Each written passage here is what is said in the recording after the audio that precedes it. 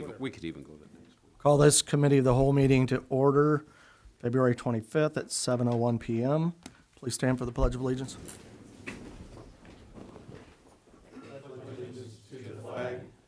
United States of America and to the republic for which it stands, one nation, under God, indivisible, with liberty and justice for all. Is there anybody who'd like to speak under public participation? Okay, moving on. The first item up is the Stallhead Drive payment schedule. Chuck, do you want to talk about that? Thank you, Mr. Mayor Pro Tem. I have the schedule here, and you have it in your agenda packet. We do have two gentlemen here from the hospital, Mr. Dolan Dalpaz, Mr. Joe Hurwitz, who are able to answer any of the more technical questions you might have about the project itself. You have the amortization schedule in front of you. We're simply asking for council approval of this. Council previously approved the project, the construction of the Stallhut Drive extension, several months ago. At that time, we had talked about the interest rate on that, and the hospital at that time had talked to us about a 2% interest rate. Fortunately, following completion of this project, they came back and have given us a 1% interest rate, for which I am very happy, very grateful.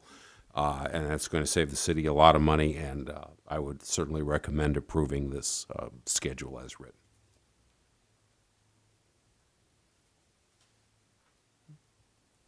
Place on the regular agenda, yes. You have any questions for these gentlemen? No? Thank you, I guess. Thank you. Yeah. Easy. Did you guys want to speak? Yeah, You're welcome to. Yeah, I didn't want to, if you wanted to speak, we Yeah, didn't you want want to do the highlights or, yeah. You can't get off that easy. Yeah, really, I know. you don't want to come all this way. The only thing I'll say is just thanks for the trust, and, it's really going to be a significant enhancement to public safety. Having 3 ways in and out of the hospital campus instead of just the one way is a significant achievement, and I want to recognize Joe Hurwitz, who was the developer on this, came in under budget. So if you've ever driven the road, it's a fantastic new addition to the city. So just thank you for the trust you placed in us, and happy to do it again if it works out that way. Thank you. Okay, moving down to the next item is the request to permit the 31st Annual Royal Grand March at the Logan County Courthouse and grounds on Saturday, May 2nd, 2020, beginning at approximately 3:30 p.m. A minimum of 10 barricades is needed to block streets from Broadway at Flossie and Delzina's to McLean at the post office. A letter of approval has been sent to the county board, Sheriff Mark Landers as well. Proof of insurance is on file and will be provided at the city's request. And this is submitted by Jeff Maxwell, who's the director of the Grand March. Consent agenda. So the only question I had about this was I didn't see an end time on it. And I tried to reach out to Mr. Maxwell, and I didn't get a response back today, last minute. Do you know how long it usually takes? A couple hours? Well, when I was building grounds director at the county, there never was an end because they can't ever guarantee how many couples show up. There's always been a live band and stuff. I know it has run at least till dusk, I believe, before. So I don't think there's ever been an end time, but I do know the barricades were removed just shortly after the crowd clears the street. Okay. Mr. Treasurer? Mr. Mayor Pro Tem, I think in the past with this event, with others like it, we have just put until its conclusion, from 3:30 p.m. until its conclusion. I'd be fine with that. You guys okay with that? Yes. Okay. All right, so we'll put that on the consent agenda. Okay, moving down, I'm gonna go ahead and move number 10 up because we have Christie with CMT in town, and so she can get back on the road. So Christie, do you wanna step forward and talk to us about the invoice? It's the CMT invoice 0207922 for $10,928.15 for professional services for the Union Street construction for the period of January 1st, 2020 to January 31st, 2020. Well, actually, it's good news. It means that we are started. We have been receiving shop drawings. We have been working with the contractor on getting their surveyor out. They've done Julie locates, and I think we're going to start seeing some progress pretty soon. One thing to note, they originally had talked about wanting to start at the south end, and I think they're going to change their mind and go more up towards the force main and work on that first. The school had a basketball tournament, and there were a lot of different things going on, and there's a potential for some utilities that may be in the way that we're trying to work on to get some utilities relocated and out of the way for them. So they so far have been doing a great job of trying to communicate and coordinate, and I suspect that within the next 2 weeks, we're going to start seeing materials being dropped off and actual work beginning. So it's really all good news. Are there any questions for Christie? Okay, Thank Thank you. you. Very much. regular agenda. Regular agenda.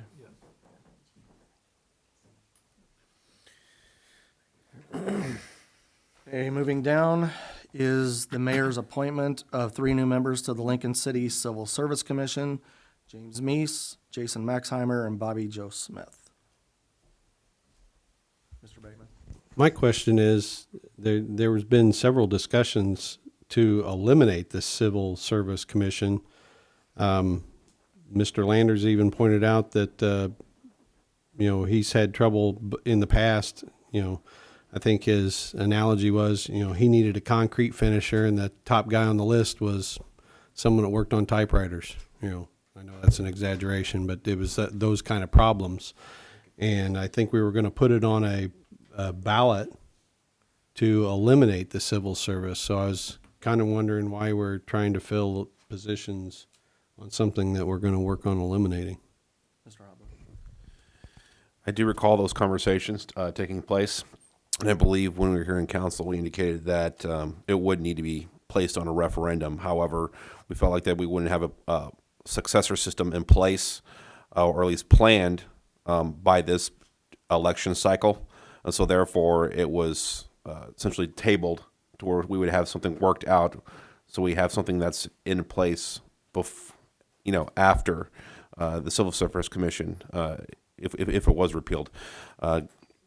If you do not have a certain system in place, then you expose yourself to liability when you make certain decisions. So therefore, it kind of behooves us to have that in place. So that's why, and I would presume to think that until that is placed on a referendum and until that is voted upon, then we still need to adhere to the terms of the Civil Service Commission and staff it. And we currently have nobody on that commission, as best as I know.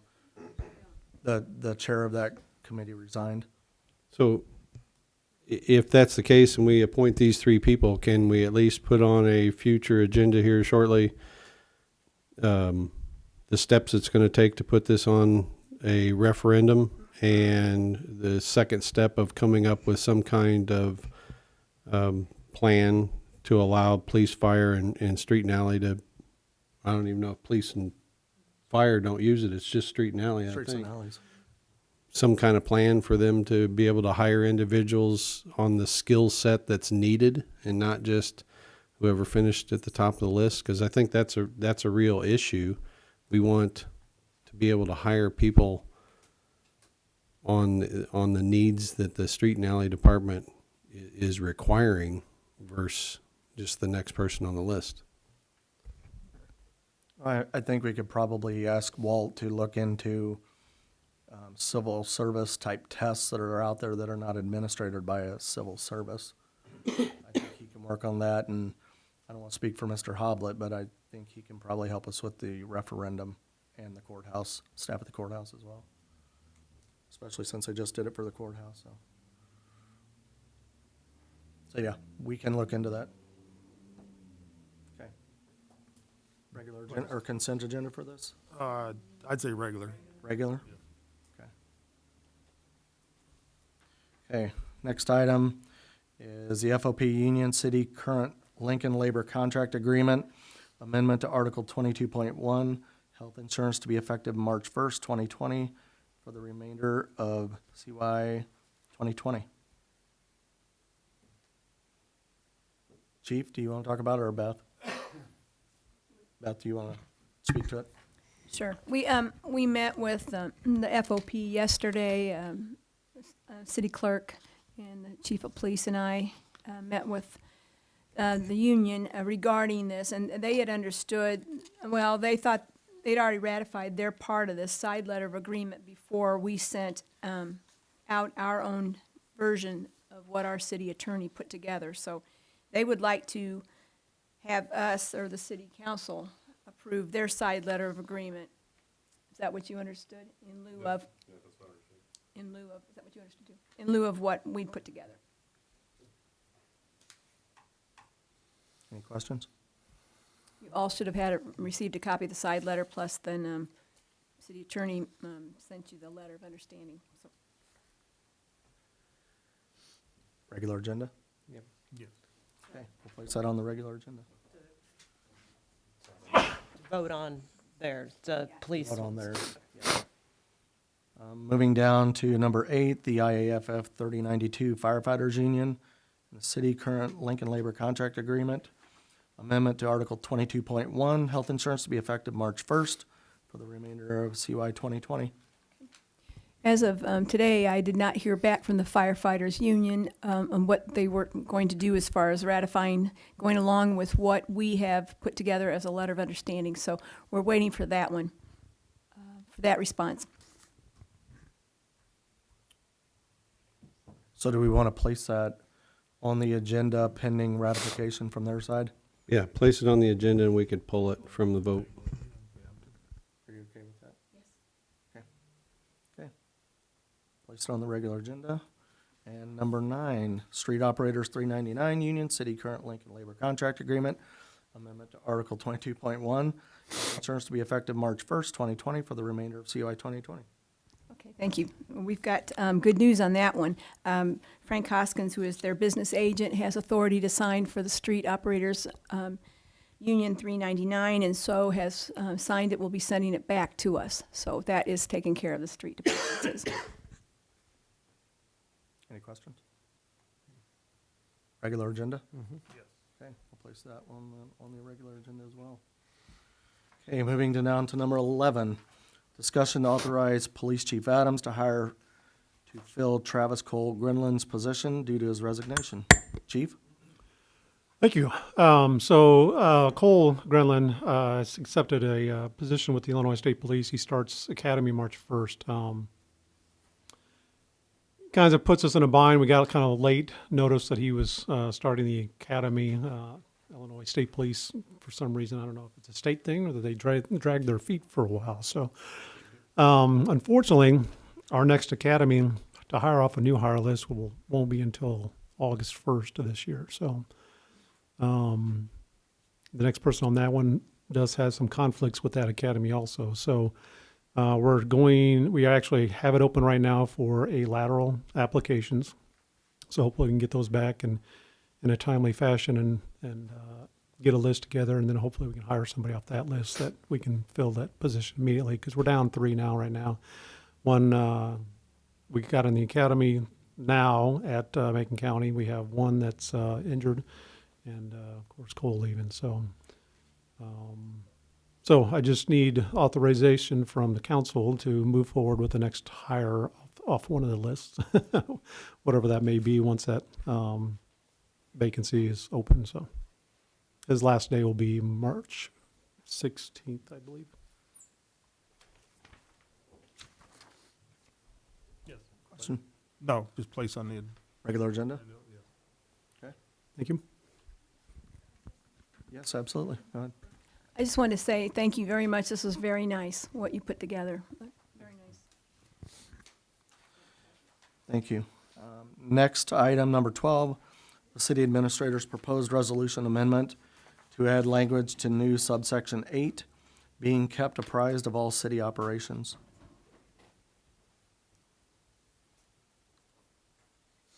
Any questions? Regular agenda? Okay, we'll place that on the regular agenda. Number 13, the Greater Peoria Economic Development Council, $2,000 invoice for services to the city of Lincoln. So this is our annual contribution to GPEDC. Mr. Keller. Thank you, Mayor Pro Tem. I know in the past, of course, this is a regular item on the budget, and I know in the past we've just kept it in the budget, so I didn't know if it was necessary to have a vote on it next week, or if we just assume it's going to remain in the budget. Yeah, it's just a payment of bill, and it's under 10,000, so. Yeah, okay. Oh, excuse me. So we authorized to pay the bill and then remains Right. in the budget. Okay. I did want to say, at one time, we had talked about maybe increasing that. That's why I didn't. Yeah, there's been discussion about that in the past few years, and I think we're in a good spot. This is just my opinion as an alderman. We're in a good spot with the GPEDC, and I think we're seeing some benefits of it, but we haven't really went out and worked diligently with them in a greater capacity from economic development. So I think the 2,000 is appropriate for now. Steve? Yeah, a few months back, actually probably 6 months or so now, I had a discussion with them, and you know, it may behoove us to bring them in, just you know, update the city, so the public know a little bit more about what they do and what this expense goes for, and So do you want to have them come in? I think it would be good. Sure, we can ask them to come in. Beth, you've been communicating with them. Absolutely, yeah. They are paying for me to go to a conference tomorrow down in Springfield for 2 days, so, so Can you, for when you're, free. can you ask Tori when you're there? Yes, if they'd like to come forward. they Some- could, Sure, give us an somebody update. Sure. okay. So you'll let us know when you'll work out a date with Tori and then, okay, perfect. Thank you. Place this on the regular agenda? Yes. Okay. Okay, 14's been removed. Number 15, discussion regarding the proposed amendment to the City of Lincoln's garbage trash ordinance. Mr. Bateman, do you want to talk about this? So in our meetings with area disposal, it is our trash mandate, and part of the problem is we're having problems implementing the mandate, and a lot of that is based on the fact that the city of Lincoln allows the homeowner to transfer the bill or say, I'm not responsible for the bill, my tenant is. So in doing some research, there's a lot of cities that had the same problem as we have. As I mentioned in the previous meeting when I discussed this, we have a lot of fly dumping going on in town, and it always ends up being a tenant.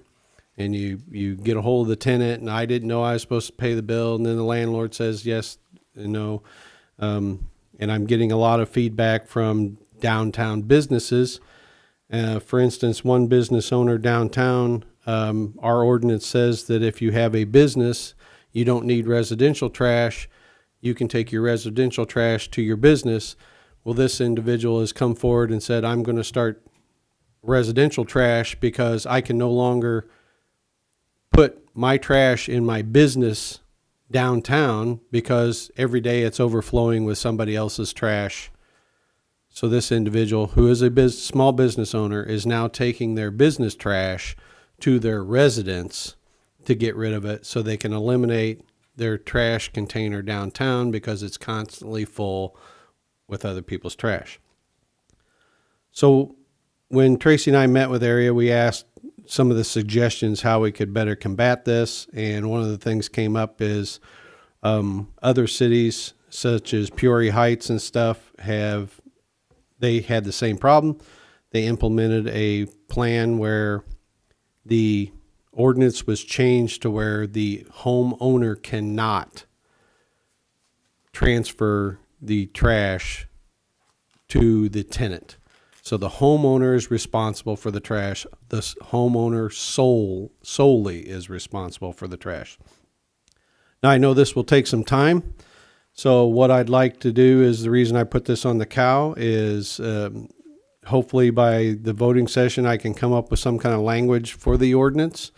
If not, we can table it, but I'm really close to coming up with language. And just for the people that are watching and the 50 or 60 people that will criticize me on Facebook behind their keyboard instead of calling my phone number, we will give ample time for the homeowners to contact their tenants to adjust their rent accordingly if they chose to do so. I'm looking at maybe a timeline of, if we can get the wording right, of implementing this somewhere around August 1st. And then that would give them time to where they would have to establish the trash service, and we could send letters out to the tenants and to the owner of that property that the tenant will no longer be responsible as of this date. The homeowner will be responsible as of that date. So that's where we're at in this discussion, and I wanted to get it moving forward so that we can come up with a timeline to get it implemented. Mr. Hoblet? If you're looking for language that would be appropriate, I would recommend, there's probably language that exists within our own city code. There are other utilities that we have here where the homeowner is responsible in lieu of the tenant. So you could probably use language that's similar to that. And there's probably a policy, we probably had a procedure in place at that time when we use those utilities, when they moved from either being a tenant to homeowner, that we could probably implement in a similar system. So, Mr. Parrott? What would happen in the case that the business owner that leases the property is vacant? We already have a process in place for that, as in you purchase a home to remodel, and you're not living there, nobody's living there. They fill out a vacancy form with area disposal, and once, if they're going to become a rental property, then they would know what day they have to start trash service once a tenant moves in there.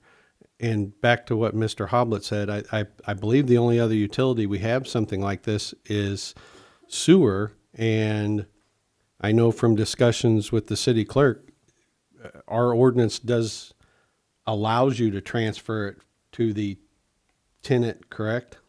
In sewer, the homeowner is just like in the trash ordinance, the homeowner is the end responsibility, but we're not forcing them to take ownership of the bill, same as sewer. The homeowner is the end responsible person for the sewer, but the homeowner can say, no, my tenant has to pay the sewer bill. So I think we could come up with some kind of language, but this would be the first of its kind in the city where we're saying that you cannot transfer that service to whoever is living in that residence. Now, this would be residential only, because there's businesses downtown that lease from a landlord. This would be residential trash service only, is what I'm discussing.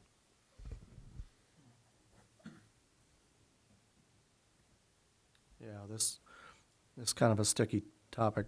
I've even mentioned that to you before, that it's like we have an agreement with this business, but we're using the authority of the city to help them manage that business. So I get where we're coming from on this, because I've sat in those meetings with you.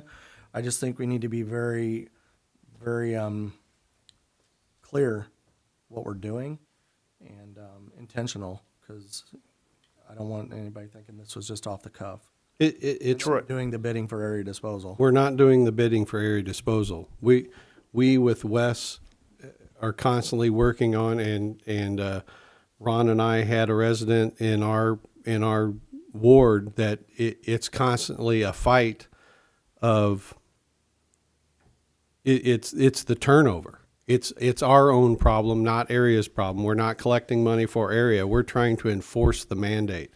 And if we find a fly dumper and that person's moved down the street to the next, and then of course the landlord says, well, that person's moved out, I got somebody else in there. And then it ended up being one after another. And in this one particular instance, I believe we finally got the homeowner to take responsibility for the trash, and we haven't had a problem since. So we're only talking a 15 plus dollar bill here. If surely in a 4 or 5 month period that we give them, they can adjust the tenant's rent that much if it becomes a financial burden, for the landlord to eat the trash, to at least adjust the rent. And when I was sitting in the back of the room, that was one of my biggest things was it is going to help clean up the city because everybody will have trash service. You don't have people walking up and down the alley trying to find the next empty can to put their stuff in. Mr. Parrott. Sure, thank you. I don't look at it as doing the bidding of the business, because the business gives us, the entire city a low price, or a price, that we can live with. If they're not able to get to the number that they need to, then that number is just going to go up higher for the rest of the citizens that use the service. So I think it's not helping them so much as it's helping the whole community that use the service. Well, and it also makes it challenging for Area 2 because we've learned in those discussions that Lincoln, of all the communities that they service, they carry the highest debt in Lincoln on their books. And these type of things can help alleviate some of that so that they can continue to provide a cost-effective service for us. Yep. Oh, Chief? Oh, in regards to dumping, that is against the law. It's a Class B misdemeanor for the first offense, Class A misdemeanor for the second offense, and a Class 4 felony for the third offense. So if anybody finds people dumping in their garbage can, and all they have to do is call the cops, and we'll come investigate their trash. Are you volunteering that the police department will tear open the bags? Yes, unfortunately, we have to do Or in that, Wes's case, they leave this stapled I've done it pizza several box. Yes, It's- exactly. Fortunately, the people that do it leave their bills and their names on everything, so you rip open the trash, and it's pretty, then the police have always came right there and then went and found the person, but some of them are habitual too, which is funny because they still leave their name in the trash. But I honestly think in discussion with Peoria Heights and stuff that it did eliminate a large chunk of theirs, because then it doesn't matter how many people move in and out of that residence, the homeowner is paying the trash bill. And when you have rental property, I don't think it's a very difficult conversation at all when you're signing a lease or whatever, saying, hey, by the way, your rent includes trash. Make sure you put your trash out every week. This is the day they pick it up. Keep your yard cleaned up and move on. We're not talking a significant amount of money here. We're talking, as Steve said, we save the citizens quite a big chunk of money off their trash bill every month by going to this. So I think no matter what we do, this is the right thing to help alleviate this problem in town. Sam, did you want to? Yeah, I just had a little question. First off, I do like that idea. It's good. Secondly, you mentioned it was a Class A misdemeanor, the fly dumping. What's the cost for that, the penalty? Do you know? Well, that's up to the judge, whatever he decides.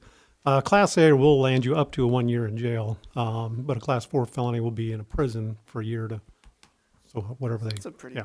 Mr. Hoblet? The Class A will carry a penalty of up to $2,500 in fines, and the Class B will handle a penalty of up to $1,500 in fines, 6 months in jail. However, in my experience, they usually don't, for first offense and second offense, they usually don't quite get that high, but those are the penalties. So, Kevin, I would say when you're thinking about this, and you're probably going to have a conversation with Area about it. So, in conversations we had, the last one actually, when we talked about the toters and the replacement cost, if the homeowner becomes responsible, but the tenant takes the toters with them, which we know happens, does the homeowner then have to pay a replacement cost? Because they could get nailed every time they get a new tenant. That's part of the language we're going to have to work on. I'm going to deal with, some other municipalities that have mandated trash. I know when the city of Lincoln mandated this, I was just a citizen in the back, and I recently had another nice long Facebook conversation about mandated trash. But Lincoln was in the minority. We were one of the very few municipalities that didn't mandate trash. So we're working through these through the new thing. As Mr. Welch will tell you, we had no idea that that many totes were stolen for trash services. We just learned that. So I will hopefully Monday night come up with some language to put in front of you. We can either vote on that kind of language, or I can get it to John early and see if he can rework it a little bit. But I'm hoping to come up with something that's workable for this city that helps us out. Mr. Parrott? Just real quick, what about like an upfront fee for new totes, and then that they get the money back when they turn it back in? That is one of the discussions they had. Like a deposit on the. But what Tracy's talking about is, I own the house you live in. 3 tenants go by, leave the tote, and number 4 takes it. So they pack their personal belongings in the tote, and they throw it in the U-Haul, and they take it with them to Tennessee. I guess landlords are going to have to do that deposit with them as well too. Mr. Keller? Thank you, Mayor Pro Tem. I think this is good. I think there's a lot of variables here that we're working with, and it seems like it might be rushing it just a bit to try to get something approved for next week's voting. I'm just going to try to bring some language forward that we can all look at and discuss.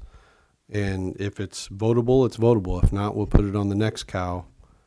So I'm not saying we vote on something next week, but at least I'm going to bring something that, if you're acceptable with it, we could vote on it. So in the because of a voting meeting, I think all of us would prefer not to get into an extremely lengthy discussion in a voting meeting. Are you okay with bringing it back to the next cow? That gives you 2 weeks to work with John and get it kind of buttoned up. Is that okay with you? Yep. Okay.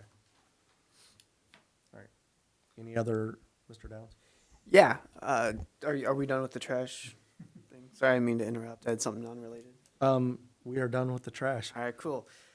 Yeah, I had one more thing I wanted to bring up. Sorry, I didn't get it in time to the city clerk to have it put on the agenda. However, I guess I just wanted to revisit something that had been previously brought up. About 6 weeks ago, Abby Berry from the Park District came forward, and she had a proposal about the city donating the city parks to them so they could apply for grants.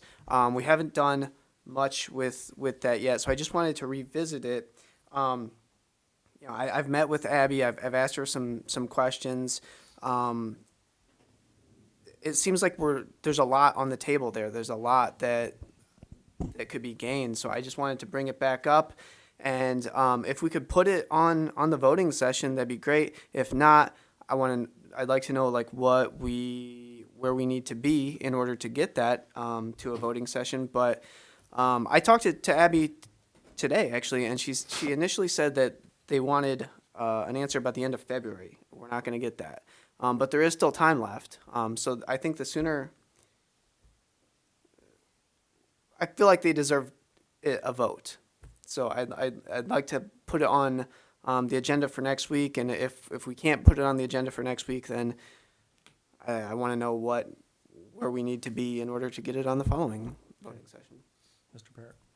Yeah, Tracy and we had a conversation with Abby as well a couple weeks back, and that was when we left that meeting, I believe that Abby was going to come back to the city and give a presentation, a more detailed presentation of the plan of what they're going to do, and put more dollars to the plan for the city to make a better decision on whether to give them the parks or not. And that was 2 or 3 weeks ago. Yep. Couple weeks. Yeah. So, go ahead, Sam. No, I guess just for clarification. So if we can have the Park District come to the next cow and give a presentation, is that going to be enough to get it voted on? I think it'll certainly get it moving. Sure. Okay. Just a couple clarifications that came out of Mr. Parrott and I's meeting. When I spoke with Abby, I was as clear with her as I was from that chair over there, in that I think if we're giving city property to anybody, whether it's private or another taxing body, that I think we should put some fail-safes in there to protect that property and ensure that it's being used for what they're asking us to use it for. So when we were in that meeting, Abby explained to us that I believe it's a 5 or a 10-year plan that they're trying to put together, more or less their strategic plan on what they want to do with parks so that they can get the grants. What I asked her to take back to her board, and I have not received a response back, was that my vote from that chair would be fine as long as they could say they're not going to sell the property. They will not put something on there and raise taxes for the people that are on there, or that are paying taxes for there, or that at the end of that strategic period, if they have done nothing with it, it needs to revert back to the city. She seemed to be agreeable to that and understood that we're just trying to ensure that they're using it for what they're telling us they are. But again, I haven't heard anything back from her. So it seems like she needs to have a conversation with her board too. Yeah, okay, yeah, I understand that. I believe they did just have a meeting recently. I'll reach out to her and see if we can have somebody come to the next cow. Yeah, and a couple other things. When Mr. Andrews was here, and I know that there was discussion on Facebook about this, and there are people that are under the impression that we're hindering progress and we don't want our parks to look nice and things of that nature, which is, I believe, completely the opposite of what we're trying to do. I'm all in favor of our parks looking beautiful and having nice things for people to take their kids and go do it with. I just want to make sure we do it in a responsible manner, because the city of Lincoln has made some decisions in the past that put us in a rather precarious situation because we didn't ask the questions up front. And regarding the timeline, Steve, keep me honest here, but I think Abby said they've got until May, somewhere around May, to get the grant submitted. I think that's when it needs to be submitted. However, I think they wanting to hire someone to start to work on the grant. I believe they've probably already hired that person or in line to. Yep. But I think you're right, yeah. Okay. So yeah, if you want to reach out to Abby and ask her to come back and share that with us, and maybe she'll speak to some of her board members and maybe not get an answer from the board as a whole, but kind of get a feel for where they stand on it. I think that would help. Okay, thank you. Thank you. Yeah, Ms. Kaplan? I don't think this has well, it might have something to do with it, but I did get, received today, requested to take a survey for the Lincoln Park District. So that is out there. Tracy, I'd like to speak on that as well too, because I took the survey last week, and because it was a conversation that I know Tracy and we had with Abby is, they have no intention, that's what they said during that meeting, of raising taxes. And they have the pool yet to finish off paying on, but they're going to be doing some improvements to the road that goes to the parking in the back there as well. But when I took that survey, it did ask a question on the survey about, are you willing to increase your taxes, $5, $1, whatever it was. And so I was talking with an employee out at the park district here just a couple days ago, and she asked me actually what I thought of the survey. I go, I didn't like it. It asked a question about raising taxes, and I go, we had just talked with Abby, and there was no plan on that. What she said was the park district did not come up with this survey. It was another entity that was hired to put the survey together that does similar surveys like this for other park districts. So I feel a little bit better about that the park district wasn't actually coming up with this on their own, because I was not pleased when I did see that. So it wasn't the park district that came up with that survey. It was an outside business that came up with the survey that was probably just trying to gather some data for the park district. I imagine a majority of the people probably said not interested in raising taxes. That's what I said. Okay. All right, so Sam will ask Abby to attend a future cow, talk with us. All right, thank you. Okay, moving on, we got one more item on here. update of the progress on the city's portion of the Fifth Street Road project, and eminent domain progress. Ms. Callaway?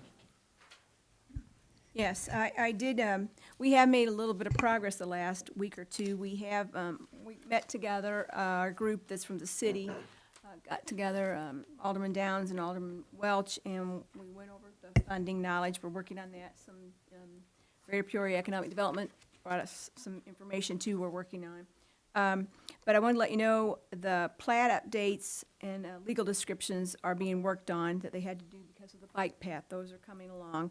And 2 of the 3 parcels for one individual that has a property that we've been dealing with, they received 2 of their complete documents to sign. So those are in that individual's hands, and they're working on the 3rd one coming to them. One property should be settled by the 2nd week in March. And another one was sent a cancellation letter that we no longer needed their property for the project due to the bike path being removed. And then another one was a commitment letter sent to, a final commitment letter to one of the individuals, letting them know that we were finalized with their information. So it is coming along. Mr. Bateman? Well, I've been asked several times, so I'm just going to bring it up, and it's going to be a sore subject. I want to know how much money this city has spent on Fifth Street Road. It started during the Clinton era, and nobody knows the dollar amount. It's gone through several mayors, councils, clerks, administrators, which scares the bejesus out of me that it's one person's filing method is different from another person's filing method, and we don't know where we're at, where the dollar amount is, or anything. And we're constantly getting invoices, and then people are asking, has this invoice been paid? And is the property paid for? Is the property being worked on? Do we actually have the deeds to the property? It's just, the people that know me, every time someone asks me a question about the Fifth Street Road project, I have a GIF on my phone that I immediately send them that's nothing but the black hole, just giant toilet sucking noise. Because this project has just gone on forever, and we just act like we just got an unlimited amount of money to keep trying to buy properties to make something that won't ever come to fruition in our lifetime. And I don't want to FOIA it, because a FOIA request has a date, a time stamp. You have to have all the answers by such and such time. So I don't want to FOIA it, and I'm asking it's everybody's right to FOIA something, but this is a project that's had so many pieces of paper lost, stuffed in envelopes, pulled out of filing cabinets, thrown on desks and stuff. I can't imagine what it's going to take to find out, but I would like to know, before we spend any more money on needless stuff, where we're at dollar-wise on this enormous project to nowhere. Maybe it's just me, but it just boggles my mind that we just keep spending money. And the poor people on Fifth Street, we don't do anything. That road is so rough, you can't even hardly walk on it, let alone drive a car. And we keep using the excuse, well, someday we're going to put a new road out there. Well, is that fair to the guy that just blew the wheels out of his car or whatever, because someday we might just do something about it?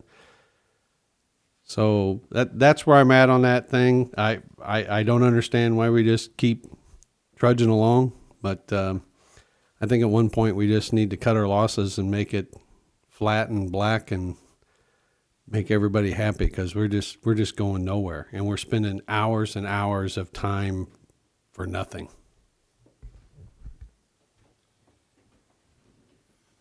Well, I think it's been several months, but we had a discussion about this, about the options to continue to move forward, what the cost was to scrap the project. I'd have to go home and dig in my files, but I believe we're talking about an $800,000 reimbursement that we'd have to do just for the project if we killed it. Then we now got to solve the problem of laying a new road down. So not to bring up a sore subject, but there are people that were not happy that we did Stallhead Drive, right? And the cost to do Fifth Street is gonna be 2 to 3 times that amount by the time you pay penalties, fines, and then the actual cost. Then we're stuck with parcels of land that we purchased, and then what do we do with them? So, I don't disagree with you. I'd really love to know what those numbers are. Maybe we need to dig that document out and go back through the options and see where we stand. Yeah, go ahead. Yes, I recently sent you copies of what the funding so far is, and we are covered with this funding. It's coming through IDOT. Some of it is different areas. We're still working on other funding. I've got other new things that came in with Governor Pritzker's new Rebuild Illinois, so we do have some options. I'm going tomorrow to 2 days' worth of that kind of meeting to try to find some more for everything else we're working on. But I did want to mention that we have to put this on the agenda. This is the $59,000 supplemental that came through due to additional parcels that we have acquired since this first started. And I believe it started in 1997. I was on the county board in 98, then I was back here as mayor, then I was back over there, whatever. And anyway, we're still working on it. So that's been about 23, 24 years. So I realize we probably have a lot of different lost files. Yes, we have the deeds, whatever the property is. I'm working on those. City clerk's office like to come help me. They can. We'll go through those. But I want to make sure that every single file we have has the deeds in when I hand over the original deed or the original copy to you. I have all the deeds in my filing cabinet that was given up until the time this all started back up again. Right. And I have like 8 deeds that I don't have, And I have them. and I need those deeds. I know you do. That's why I said maybe you could come help me a little bit. and I Those can get deeds should have done. been given to me to begin with. Well, we have to keep files because there were not files kept on some of these properties. That's why I'm updating all of them. So we have records. I have all the files prior to that of the land acquisitions Okay. with the deeds in them. So then you guys can work on the deeds Yep, and we're working on them. make sure you get the deeds to the Yes, clerk? we are. We're working on them. Okay. So, go ahead, Mr. Bateman. I'm not talking about grant money. I want to know what we've spent. I could care less what was promised out there from Dreamland. I want to know what we have spent on Fifth Street Road up to this point. We designed it with a bike path, without a bike path, part of a bike path, part of a turn lane. I said it before, I don't understand why we paid for a single piece of property on a project that we might do. Because if it does get scrapped, now we own pieces of property that we have to maintain. Some of them may be only 2 feet wide that we have to send a guy out there to mow because it doesn't belong to Joe Blow anymore. It belongs to the city. I just think at one point we need to just cut our losses on this thing. And, it's a mess. It's just an absolute mess. And it's going through administration after administration after administration, and we're getting nowhere. We start it up, we stop it. We start it up, we stop it. We start it up, we stop it. It just needs to stop. So, Kevin, let me ask a question. Are you wanting to know how much money has been spent out of the city's money? Or are you asking how much money has been spent and not reimbursed? What exactly are you, because when these parcels are purchased, they're sent off for reimbursement. Right, IDOT's paying. So we get reimbursed through the grants that have already been secured for those parcels. Which part do you want? I'd like to know what we've spent and what we have outstanding bills for. Okay. Because, we're constantly paying engineers to go do the same thing over and over again. And it's just ridiculous. And we know that there's parcels out there that the people are never going to give up. We're just going to be at it forever. Is that something that Julie can help with? We are working on that, but I think we've made a commitment to do this, Alderman Bateman. That was before you came on too, but we have made a commitment to do that, and we have talked to meetings after meetings with the IDOT engineers, and they've told us that we we have made this commitment with the city to do this. So, I mean, you keep saying we're not going to do it or we don't know, but as for Julie had told me, we have the money there. And she showed me, and I did pass that on to everyone. I can get you another copy if you'd like to see it, but we'll work on it. So you want to know what was spent and what we still owe. I'd also like to know why the city clerk was involved in this. This was never a city clerk issue, ever. It was the mayor, the council, and then when we hired city administrators got involved. You know, the council just made decisions on whether to move forward or not. So going back to 97, it was the mayor and the council and committees. And then when moving forward, when Mr. Snyder made it the plan to eliminate committees and go to administrative type of government, the administrator should have had all them files. And, you know, I read emails on updates on Fifth Street, and it's like, well, we just got this in. And then you look down at the bottom of the date, and it's several months old. I don't know what you're referring to. If you're referring to something I'm doing, I don't know. No, I'm referring to the fact that we file paperwork for reimbursement, but have we filed everything we're supposed to file? Because it's gone through so many administrations, you know, we have no idea if we're ever going to get some of our money back because maybe we missed something. It's just a nightmare. Go ahead, Steve. Would it be good to have the group come back in and kind of tell us where we're all at? Sure, And just kind of Right. lay it out there for us once again. I forget the gentleman's name that's come a couple of times. Stan Hansen. Now, he's the gentleman that's asking for this to be paid. And I'd like to have that on the agenda if I'm requesting to have it on the agenda, if you would, please. What exactly are we putting on the so- agenda? This is the supplemental for the properties that were never included from the very beginning that we needed to have acquisition. They've come across when they've done more of the design, I guess. So the invoice is from who, CMT? CMT, for $59,900. When was that submitted what was the date on the on it? payment of bills? That was submitted back, but he asked a question about eminent domain, and I didn't have the answer yet, so that's why we're bringing it forward now. So on the Talk to Jim. invoice itself, The is there an 59 actual date on the invoice that? No, he just was asking where we were with it, and so that's why we're gonna put it on the agenda. When did we get the original invoice? Well, I've got it right here. You got it, received a copy.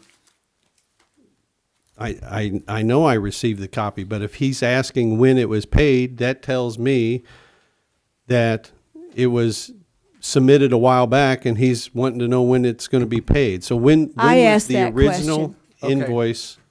I asked that question today. He just wanted to know where we were on it. He understands where we're at with things. Okay, so, did you want to say something? Go ahead, Mr. Treasurer. Thank you, Mr. Mayor Pro Tem. Somewhere along in this discussion, the subject came up about reimbursement for properties acquired thus far. It has been a few years, I'm thinking 3 or so, since we've gotten any reimbursement from the state of Illinois Right. for that. Is that consistent with what you show? Yes. So there have been acquisitions since that time. But And we we're haven't- working on that. We are Well, working yeah, on that. and I know the state's slow at paying its bills, which may go a long way to explain why we haven't seen those reimbursements. But those reimbursements would be real helpful if we're going to have to pay $59,000. Now we're going to Right. come up with, I understand. which we didn't really budget for, except as contingent upon state reimbursement. So this is, Well, you bring up a good point in that if this is a cost for the project that we didn't budget for, and now we're having to take money from elsewhere, perhaps it's a perfect time to take a pause and get a financial snapshot of the project. I understand the will state's give you- slow because I deal with the Right. state daily, but they're not 3 years slow. Well, that's what a snapshot will provide you. you'd be amazed at the things they're 3 years slow on. Slow. Is that something that we can do, Beth? Yeah, and then perhaps between now and then, Julie and Stan and Amber could put Sit something down together again, we'll go for to- us yeah. to give us something to look at. Should we before put this meet. on the agenda to have it on there so we don't? Put it on the agenda, and then any of the supporting documentations we'll send to the council. And I did send it to And that amount again, It can always be removed. $59,841. And it's supplementals for additional land acquisitions. Okay, so can you schedule a time with them to come talk to the council? Yep. Please. Mr. Bateman? So my question is, when I first got on the council, we took the bike path out. Why is this additional land when we actually made the project smaller? I think Mr. Heineke? that'd be a question for Stan and the Right. group. I think they would be the ones that would answer that. I don't know, so I don't know the answer. I would think, Yeah, I think we're speculating too much on what. which is why we need him in here, Right, because exactly. are we gonna get more time now? I mean, we were short on time to begin with, you know, now we got more parcels to get. Oh, short. Yeah, what do you mean short on time? You mean with the eminent domain going on or Well, no? not imminent, I mean, I thought we had to really move more quickly on this project to get it to, Well, we were trying to move quickly so that we could maintain the funding, Right. because once it goes so far, they're gonna pull the funding on us. So that's why we started to get a little nervous. Remember when we had the meeting at the police station? Yeah. I'll ask Mr. Isbell if he'd come too, Yeah, so Kevin, and his, Mr. White. to answer your question about the parcels, we're gonna have to get Julie in here, the engineer, so she can tell us why we need additional parcels. I suspect it has something to do with moving a driveway or relocating around a tree or something along that line, based on conversations we've had with them, but let's get them in here instead of speculating. We could be here all night talking about it. Appreciate that. Mr. Parrott? thank you. I received an email from a resident from Ward 1, and her question, and I'm not for sure who to address this to, is that they have an address, let's say on 10th Street, and there is also residents on 10th Street in the alley, and they have the same house number. The only thing that differentiates it is there's an A after the house number. That causes problems. There was also where we have streets that have short in it, short 11th Street, and 11th Street's two different roads that don't join up, and then you have a short 11th Street as well too.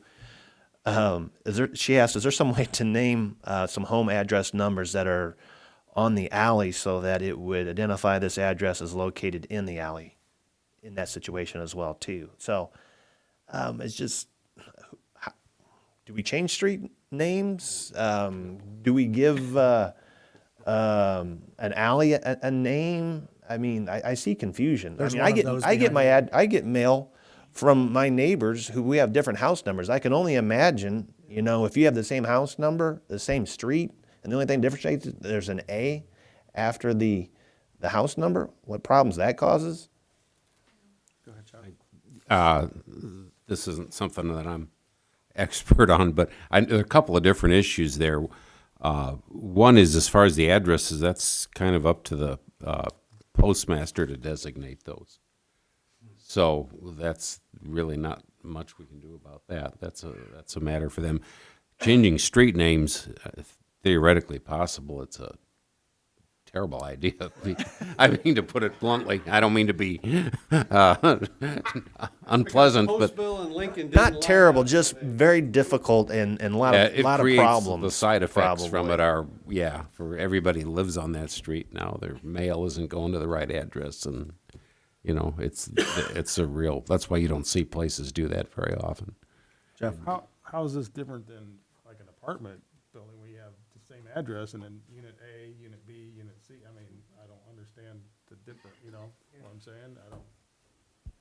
Just bringing something up I that know, was. I just, Yeah, there's, I don't know if we're trying to reinvent the wheel there, you know, there's one of those right behind my house, and they got half. I think it's like 231 and a half. Are the mailboxes next to each other? Like, that would help. It's on the house. It's on the The house. mailman actually walks down the alley and takes their mail to them. There's a couple of them, because one of Chief Adams's officers lives down there as well, and they're a half as well. Must be just our area, Steve. Ron and I had one where it was the gentleman who had his belongings stolen, so he said. That was a half. So you drove down Broadway and found the house, and then you drove down the alley, and it was the same house number, half. Okay. I'm just gonna ask, any of the chiefs or Wes if they wanted to give any input on how they We have respond to several. these. Yeah, we have several houses in town that are halves and A's or et cetera. There's some houses that are misnumbered. It makes it very hard for fire departments, ambulances, and police departments to even find the house because the numbers are not even on the same block that they should be in order of the blocks. So First State Street is, for example, it starts out at a 200 block or 300 block on the north side, but the 200 block's on the south side, but there's no 100 block. So, yeah, it just, yeah. We're 455, and the guy across the street's 470. Yep. Because the numbers on one, yeah, it's not odd and even like the rest of the town. It's a whole Even ins numbers. even for GIS in and of itself, trying to plug a half, you can't put 1/2 in there. You got to put 0.5 in there for the computer to recognize exactly where it's at. So it's difficult. So is there any easy explanation or easy way to fix it? Probably not. It is what it is, unfortunately. So there are some changes we can look at. So, I mean, if there's something you want us to look at, Wes and I can sit down and kind of go over in the GIS and see if we can figure something better out. But that would require them changing their mailing, et cetera, so. Yeah, I don't know. I mean, is it worth pursuing? It doesn't sound like it's a real easy. Well, I guess let me back up. What was the issue she was facing with the odds numbering? I think a lot of mostly with mail. I think was a part of the issue. Okay. Why Wes? don't you just send us the address and we'll look at it further? Yeah. Okay. If it's something that's possible, Okay. it's gonna cause a giant headache for her, especially changing address and everything, like Paul said. Might not be worth it, but we'll start with just send us the address. Worst case, get the postmaster involved in. Do- It'll do- eventually have to get to that point. Do right? alleys ever get a name? They can. Not to the best of my They knowledge. can. I've never seen Go ahead, it. Beth. Yeah, they do. Yes, they requested that. The neighbors asked and the family requested for that. And city council approved it. So if you gave an alley a name, then you have to talk to the post office then? Yeah, for them to recognize the address, yeah. They Recognize have the to. address? Yeah. The post office can say no?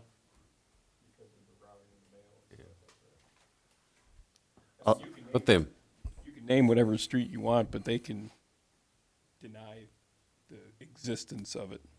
Like Harold Jewett, Davy Street, there's a couple of them in town that have names, but the postmen don't actually deliver in that alley. So then, my question on that as an alderman is, if the alley gets renamed, does that then become a issue where it goes into paver, and it now becomes a road that, instead of an alley, that gets more attention than other alleys? Yeah, I don't know the answer to that. I could speculate, but I brought it up. I'll talk with Wes, or I'll give him the address, and we can see what can be done, if anything can be done. Thank you. okay, anything else? Chief? Yeah, just to keep you guys apprised, I'm going through the 106 pages of this grant application for that additional officer. I found some language in there that wasn't on the first page or where it was. They said it was a 75-25 split. However, in there, if you read down to page 54, I think, of that application, it says that their max for the 3 years is $125,000. So, looking at the figures that I've got with Julie and if we look at the 3 years for an officer with all their benefits, we're looking at $232,925 is the top amount for that. So if you look at 75-25, 75% would be $174,694. So if they're going to max out at 125, that means we're still going to have to be on the hook for another $50,000 over that 3-year period. So it breaks down to about $35,000 a year, even absorbing that extra cost. So I just want to keep you guys apprised of that it's not going to be a pure 75-25. It looks like it's going to be more of a 50-50 split by the time we're all done with it, based on the wages currently, so, and fringe benefits. So you'll have conversations with the treasurer in budget time about that? Yes, absolutely. Budget for that? Yep. And talk about a car for him? Yeah. Still free, $125,000 Mr. Bateman? if we can get it, so. So under announcements, I'd like to know when we're going to start on this budget process, because Well, I'm working on I the, wanted to steal Chuck's thunder. go He's right got the ahead. thunderous voice. He's always asking me in the hallway, so I thought I'd just bring it up that the fiscal year starts May 1. I'd rather start early than late.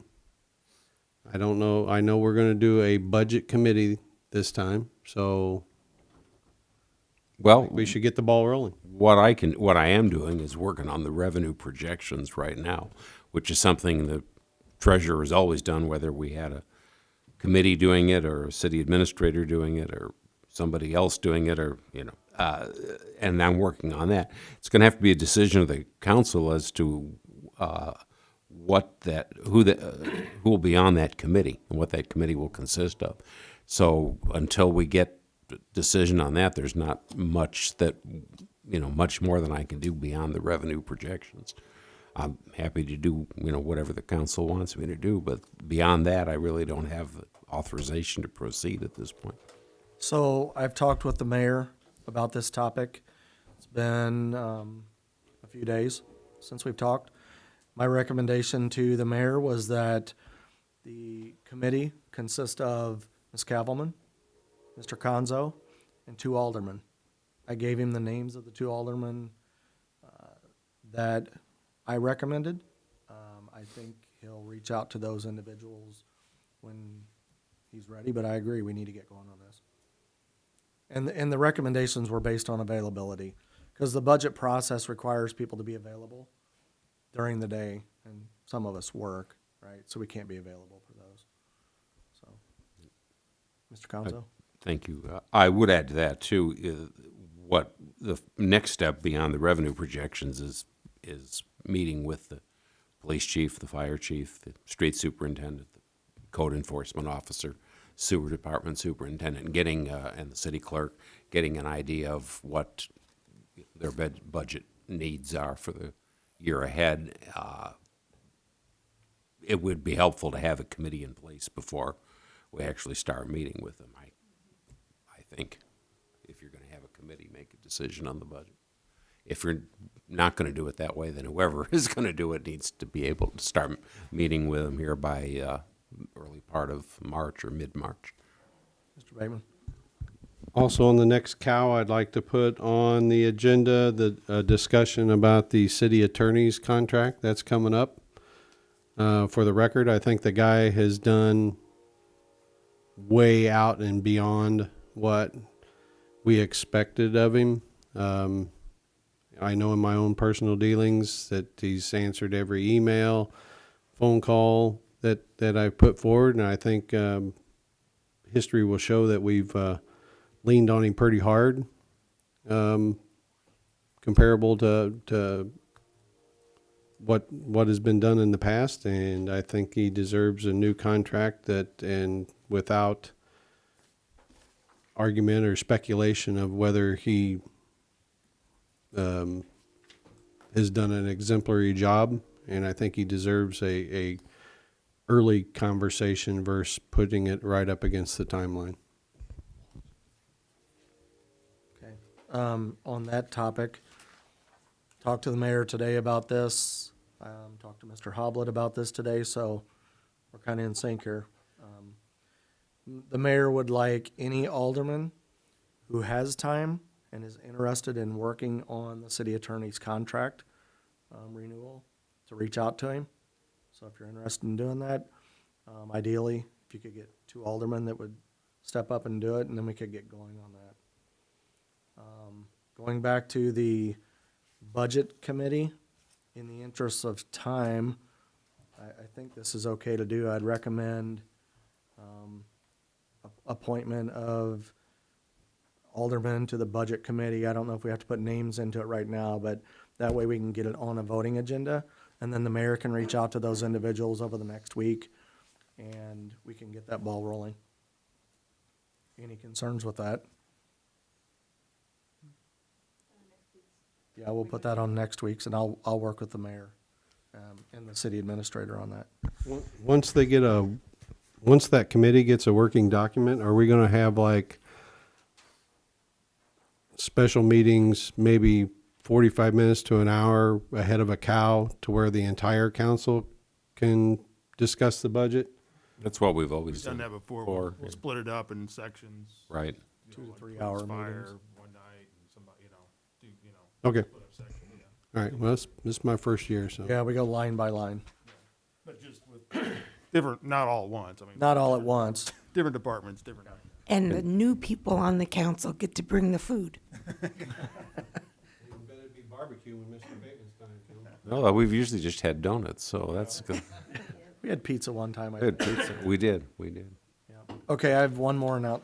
One more thing, it's with a committee too, another way, in order to speed this up, you'll have chiefs and the superintendents, you could meet with, not necessarily have them each meet with the entire committee, but we meet with, a couple of members of the committee.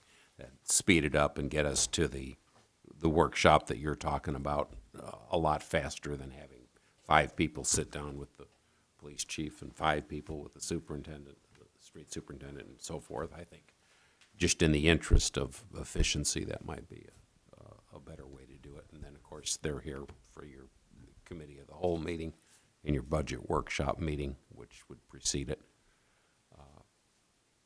before it goes to a vote. Just a recommendation that I have for the structuring of it. Okay, anything else? Okay, last item. The War on Terrorism Service Medal, there's a plaque, it looks like this. I know Nyla, they had an article out about it as well.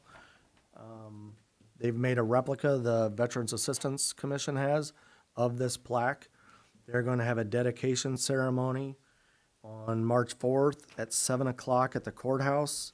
It's to honor the county veterans who have served from August 2nd, 1990 to the present. And then there will be a reception at Flossie and Delzina's to follow. So if you're available, March 4th at 7 PM, county courthouse. And you'll get to see inside the courthouse. What the referendum's for. Beth? We do have a list of all the individuals. I'm sure they have all their records, but They do. do we want to double check if we know of somebody, maybe? Yes, you Sure. can, yeah, we can check, we can reach out to Dan Benedict or Joe Shaler, and they can verify the names of those individuals. And that plaque will be hung with other plaques from previous wars and honoring those soldiers as well, so. You have anything else? No. Okay. You guys have anything else in the back? Good. Okay, motion adjourned. So move. Second? Second. Alderman Keller first, Alderman Hornicki second. All in favor? Aye. All opposed? Meeting's adjourned, 8:14 PM.